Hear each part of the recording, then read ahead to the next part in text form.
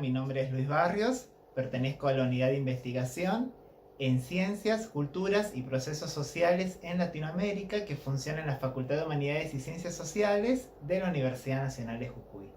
En este caso, en particular, vamos a abordar la temática de la terrible situación que están atravesando los pueblos indígenas en la Amazonia brasileña y la total ausencia del Estado y de políticas públicas frente a este estado tan desconcertante.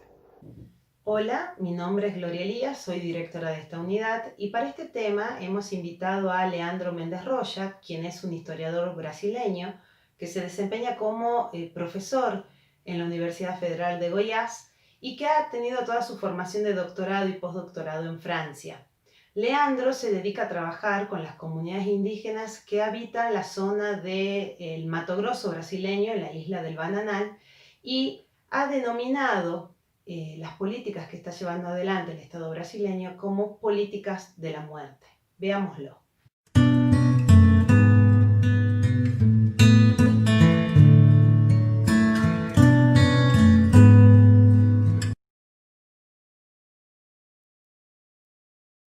Todos, desde já agradeço o convite da professora Gloria Elias para falar sobre a questão do coronavírus entre os povos indígenas no Brasil.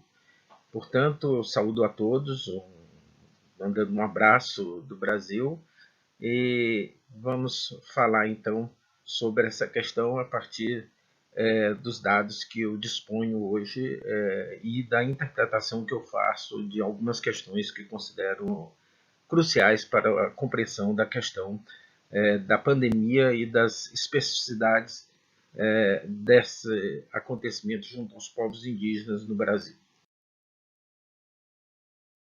Para falar desse tema, eu vou lançar mão de alguns dados para que a gente possa entender a questão indígena no Brasil. Os indígenas no Brasil são 800 mil índios, né?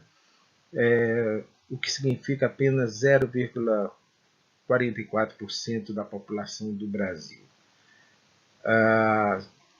Desse total, cerca de 36% desses índios, 324 mil, vivem em cidade. Esse já é um primeiro dado interessante, porque a gente tem uma visão tradicional de que os índios no Brasil vivem na Amazônia, em áreas de floresta. Acontece que, como outros países da América Latina, nós tivemos um processo de urbanização e grande parte dos povos indígenas atualmente vivem em cidades. Isso é um dado importante, porque isso vai refletir na questão da pandemia do Covid, como nós veremos mais na frente.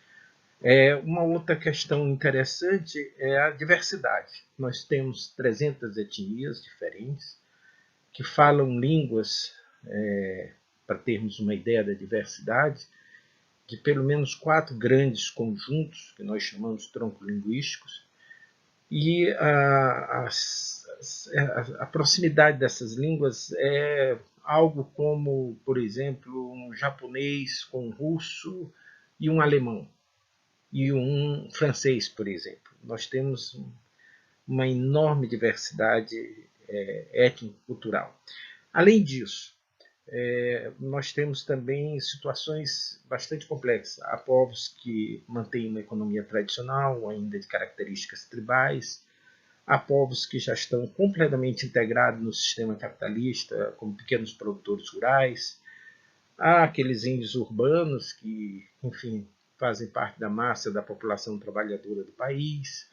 E há ainda algumas dezenas de povos que nós chamamos de isolados, vivendo em áreas ainda sem contato direto com a nossa sociedade na Amazônia Legal.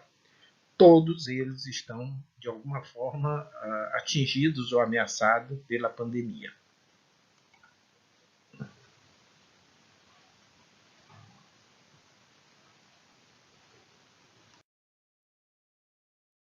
Importante a ser ressaltada é a questão da vulnerabilidade. Isso também varia muito, mas obviamente os índios são extremamente vulneráveis a as pandemias, inclusive a do coronavírus. Não é a primeira que eles vivenciaram. Nós não podemos esquecer da gripe espanhola no início do século, as diversas compulsões bióticas, que aliás sempre foi o grande inimigo, muito mais do que a escravidão, do que as guerras. Aquilo que o Darcy Ribeiro, um antropólogo brasileiro, chamava de compulsões bióticas, foram as responsáveis pelas grandes ondas de devastação dos povos indígenas. E isso eles vivem desde o século XVI, esses processos. E as condições econômicas, sociais, de saúde, obviamente, são piores que a dos não indígenas, o que amplifica o potencial de disseminação das doenças. Além do fator que deve ser levado em conta de que os povos indígenas brasileiros, muitas das doenças que para nós são relativamente simples, junto a essa população, tem proporções muito maiores, até por falta de anticorpos, enfim, disposição às doenças ocidentais. Então, tudo isso complica um pouco a situação da saúde indígena. Seja pela distância geográfica, dificuldade de acesso a médicos, enfim, como pela indisponibilidade ou insuficiência de equipes de saúde para atender as populações nos locais mais distantes. Enfim, há aldeias que de difícil acesso, que você levaria por barco, subindo o rio Amazonas, por exemplo, e seus afluentes, dias de viagem, que só é possível ser acessada por helicópteros. Enfim, há situações extremamente complexas de acesso. Outros vivem próximos às grandes cidades, têm postos de saúde próximos, ou seja, há uma grande diversidade na situação, não só da saúde, como de acesso.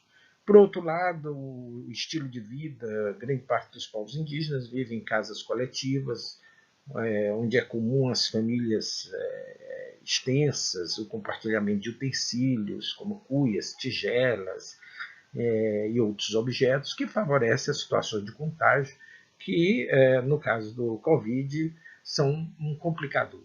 A vida comunitária, a vida tribal, em algumas populações, em algumas regiões, essa força da comunidade também é um fator complicador no sentido de não garantir um isolamento tal como nós podemos verificar nas condições da sociedade não indígena. No que se refere aos índios, o que nós temos é o que eu chamo de uma tempestade perfeita. De um lado, nos últimos anos, principalmente a partir do golpe político que ocorreu no Brasil com a destituição do governo democrático da presidente Dilma Rousseff e mesmo antes mesmo com a adoção de políticas liberais, houve uma modificação muito ampla do sistema de saúde. Eu vou dar alguns dados para vocês entenderem o funcionamento e como isso, de alguma forma, impactou previamente à chegada do Covid, e o Covid foi um complicador nesse processo. Os índios são assistidos por uma fundação chamada Fundação Nacional do Índio, criada em 1967. Em 93, essa fundação, entre outras tarefas, cuidava da saúde indígena.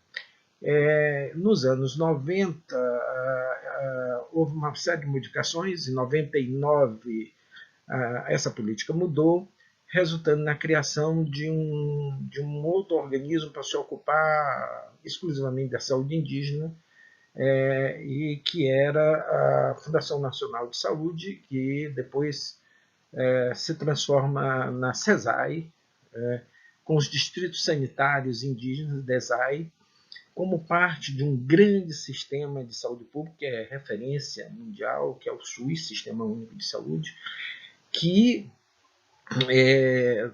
teoricamente, é um sistema bastante avançado, embora, devido às políticas neoliberais, tenha sofrido um desmanche, um desmonte e corte de verbas, enfim, que obviamente traz consequências para a questão da saúde da população brasileira em geral e dos povos indígenas. O Sistema Único de Saúde foi organizado, no caso da saúde indígena, ele é federalizado e municipalizado, quer dizer, ele é uma orientação do governo federal, mas capilarizado nos municípios. Foi organizado em 34 distritos sanitários especiais. Em 2010, graças à pressão do movimento indígena, foi criada a Secretaria Especial de Saúde Indígena, vinculada ao Ministério da Saúde.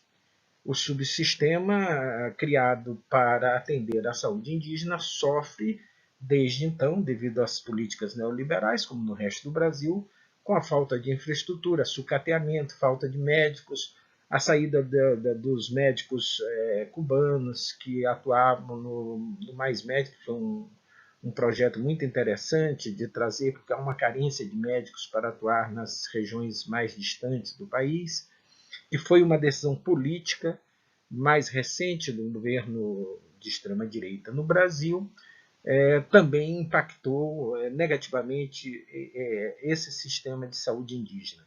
Há muitos médicos pediram demissão também pelas condições de saúde, a falta de investimento, falta de verbas, enfim, há uma série de dificuldades crescentes no que se refere à garantia da saúde através dos distritos sanitários.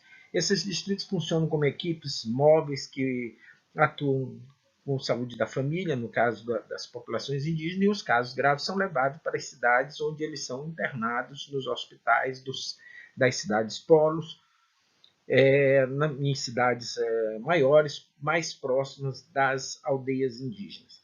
E aí é que a coisa começa a complicar, porque justamente com a diminuição das verbas públicas para o Sistema Único de Saúde geral, os índios também se viram afetados e esse sistema passou a ter falhas graves, a dificuldade de carências de hospitais com leitos, com equipamentos adequados, e aí, obviamente, as condições de atendimento nos hospitais públicos se tornou precária e os índios, que já eram, dentro do quadro geral da população brasileira, uma das populações mais precarizadas, foram mais impactados negativamente nesse processo, o que, obviamente, causou uma piora no quadro geral da saúde pública no que se refere aos povos indígenas.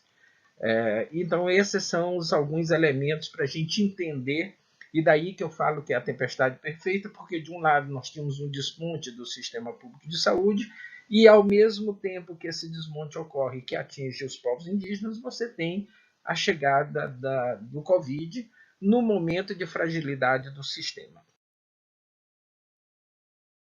O primeiro caso de contaminação por Covid entre os povos indígenas se deu, caso oficial, em 20 de março, entre um jovem em uma aldeia no Amazonas. Né? De lá para cá, a epidemia se espalhou e atingiu praticamente todo o território, todos os territórios indígenas em todo o Brasil, inclusive junto aos índios isolados.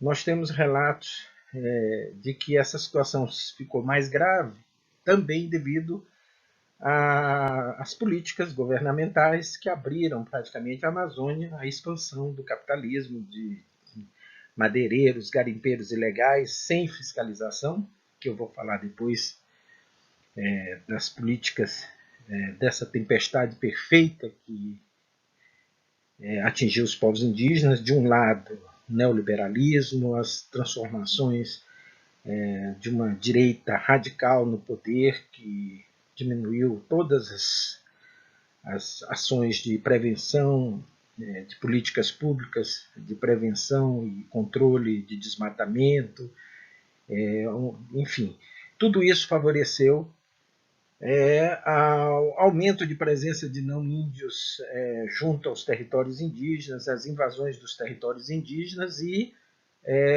exemplo do garimpo ilegal entre os Yanomami, No caso dos índios isolados, madeireiros, caçadores ilegais, enfim, esses territórios estão sendo, de alguma forma, impactados por essa corrida em direção à Amazônia brasileira, e essas populações estão extremamente vulneráveis, e há relatos de que essa epidemia atingiu esses rincões mais distantes do território brasileiro.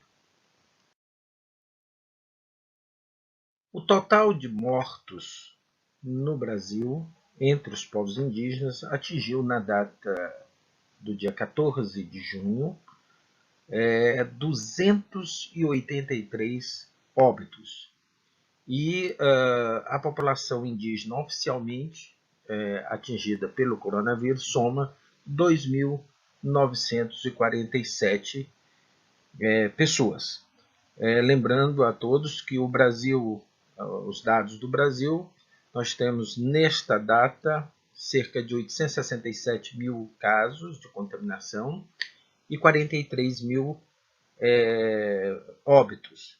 E é um dado alarmante e está entre os mais altos das Américas. E já estamos em segundo lugar em número de mortos em todo o mundo. Não está contabilizado nesses dados dos povos indígenas aqueles indivíduos que vivem nas cidades. Eles aparecem na estatística geral do país, uma vez que não recebem uma atenção diferenciada no que se refere ao sistema de saúde indígena. Eles fazem parte dessas estatísticas gerais. Tá?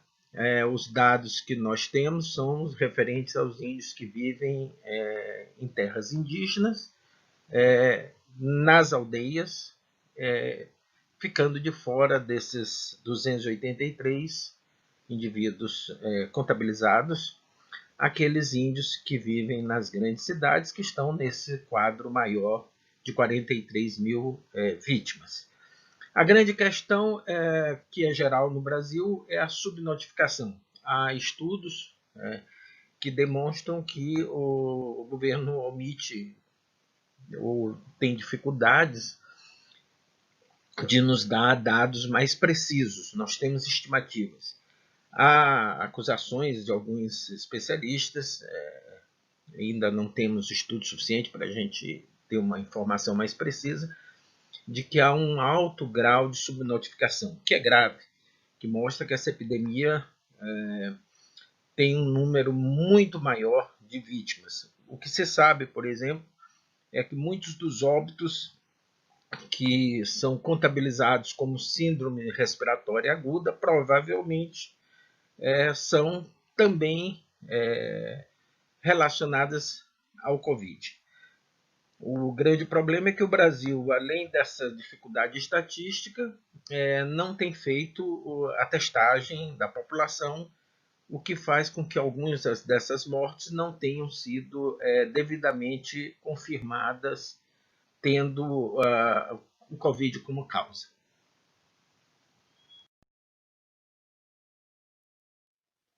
A chave para a compreensão do que se passa em relação à pandemia entre os povos indígenas está no que nós chamamos de necropolítica e biopolítica. O termo necropolítica foi cunhado por um filósofo camaronês chamado Achille Mbembe, que nos diz que, entre outras coisas, ele nos fala da soberania como o exercício do controle sobre a mortalidade e define a vida como implantação e manifestação do poder. Nesse sentido, a soberania é a capacidade de definir quem importa e quem não importa, quem é descartável e quem não é. Rejeitando a crença romântica da soberania do Estado como algo em que o sujeito é o principal autor controlador do seu próprio significado, Mbembe preocupa-se sob uma ótica inteiramente diversa com aquelas formas de soberania cujo projeto central não é a luta pela autonomia, mas a instrumentalização generalizada da existência humana e a destruição material dos corpos humanos e populações. Aqui esse pensador vai revelar a influência do Foucault na sua obra sobre também o que vai desenvolver um outro conceito importante, que é o de biopolítica, a ideia de biopoder, né, desenvolvida por Foucault. Nesse sentido, criticando o que ele chama de um discurso filosófico da modernidade, demonstra muito afirmativamente as experiências contemporâneas de destruição humana que podem muito bem ser extraídas de uma leitura política da soberania e do sujeito a partir da consideração de outras categorias fundadoras menos abstratas e mais palpáveis, tais como a vida e a morte. Lembrando a ideia do Foucault de biopoder, né, que foi em que apresenta a ideia de uma explosão de técnicas numerosas e diversas para obter a subjugação dos povos e dos corpos, né, e controle das populações e povos. Esse termo foi utilizado por Foucault para designar a forma pelo qual o poder tende a se modificar no final do século XIX, início do século XX, em que as práticas disciplinares utilizadas antes, que visavam governar o indivíduo, a população, com dois outros conceitos, a ideia de estado de exceção e estado de sítio, que aí nós poderíamos retomar essas ideias do Bembe, que mostram de forma bastante clara como o estado de exceção e a relação de inimizade tornaram-se a base normativa do direito de matar. Então, entender essas políticas para a Amazônia, todas as políticas neoliberais, todos os desmontes das políticas assistenciais dos povos indígenas, do serviço público de saúde no Brasil, a criação da noção de um inimigo. Recentemente, um ministro chega a falar que odeia os índios, um ministro de Estado do atual governo brasileiro, que vai justificar o extermínio por ação ou por omissão dos povos indígenas. Então, essas ideias do Bembe, né, num livro que ele publicou, chamado Necropolítica, que foi publicado, inclusive, traduzido para o português do Brasil, ele apresenta a proposta de que a expressão máxima da soberania reside em grande medida no poder e na capacidade de ditar quem pode viver e quem deve morrer. Morrer ou deixar viver constitui os limites da soberania e seus atributos fundamentais. Então, quando a gente faz essa leitura, fica mais fácil entendermos esses acontecimentos e as dificuldades vividas pelos povos indígenas nesse surgimento do que nós chamamos de terror moderno. E eu digo sempre que, no caso dos povos indígenas, nós temos uma necropolítica na veia dos povos indígenas. Essa seria a expressão que eu poderia justificar e apresentar para uma compreensão do que está acontecendo junto aos povos indígenas no Brasil.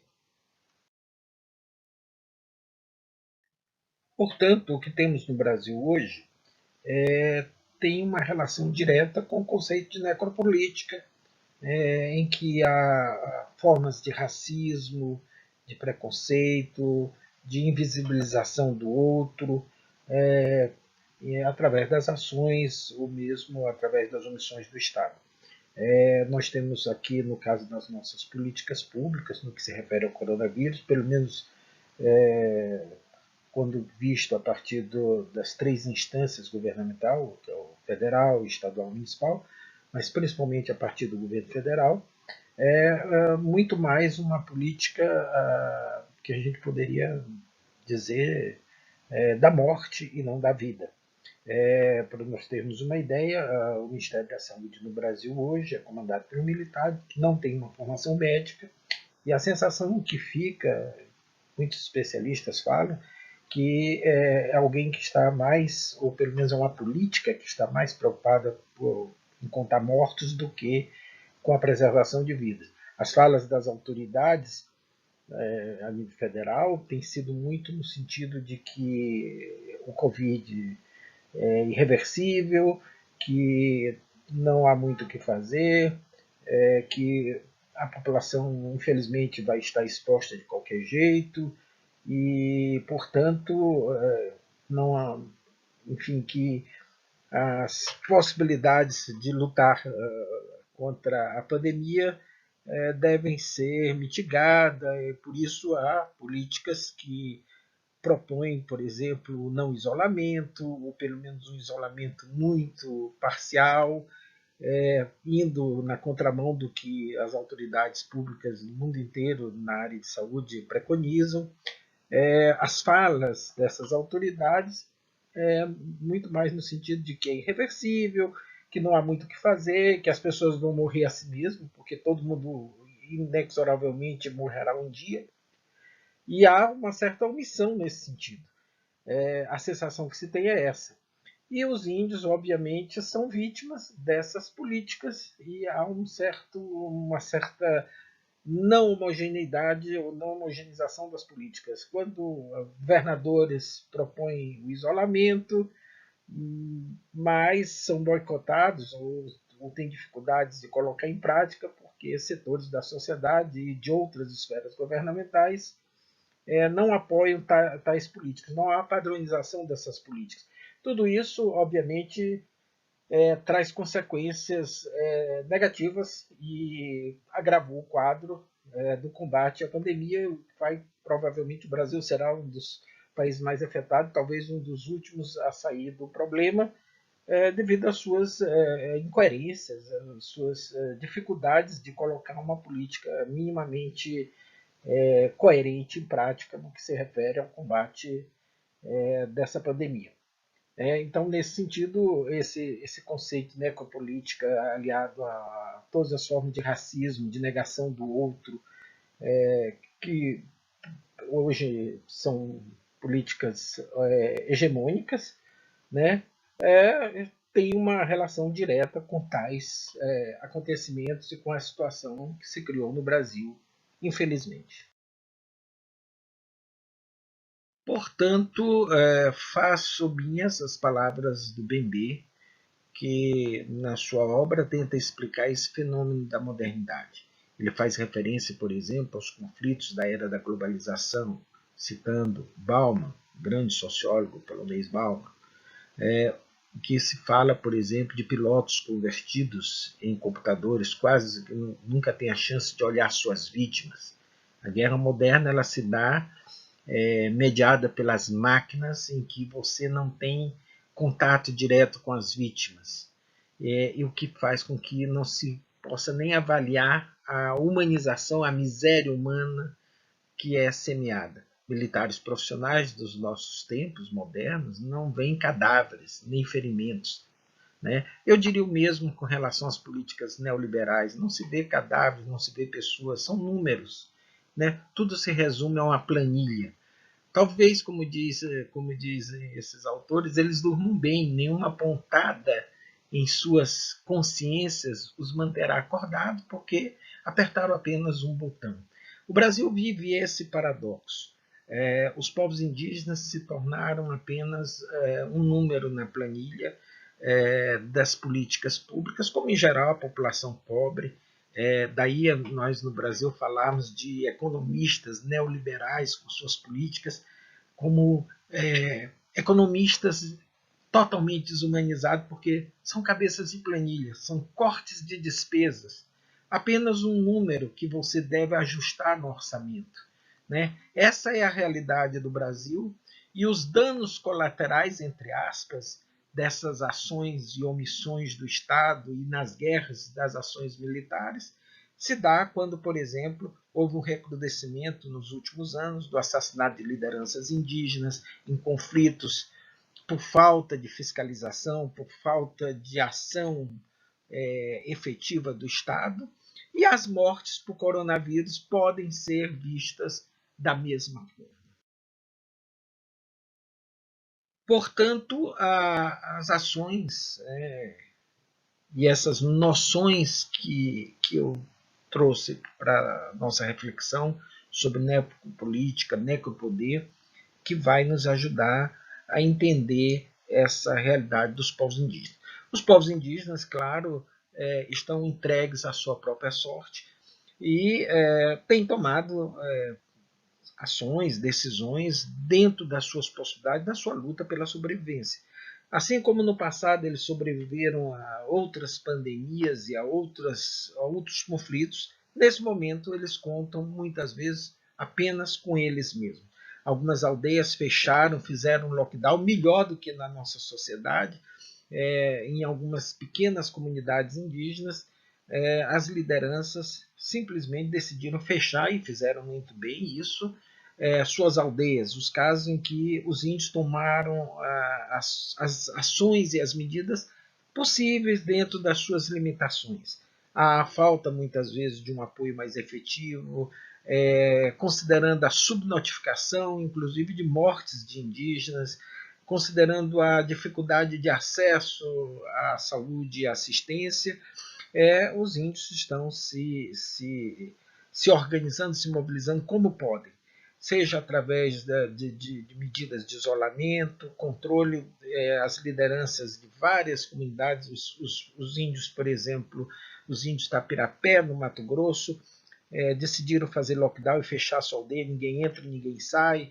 Os índios Inãos, Carajá, da Ilha do Bananal, muitos fugiram para as praias desertas do Rio para evitar e se isolar, famílias inteiras, numa decisão consciente. Alguns povos isolados, mais isolados, fugiram mais para as matas, procurando manter esse grau de isolamento. Mas isso só foi possível nessas comunidades mais distantes, em que existe essa opção. Os índios que vivem nas grandes cidades, nas periferias, ou mesmo dentro dessa massa geral da população pobre das grandes cidades, esses estão sujeitos a todas as dificuldades que os demais brasileiros estão enfrentando e, obviamente, sujeitos ao contágio, enfim, correndo todos os riscos de desenvolver as doenças relacionadas à contaminação pelo Covid. Então, essa é a realidade do Brasil, do que se refere aos povos indígenas.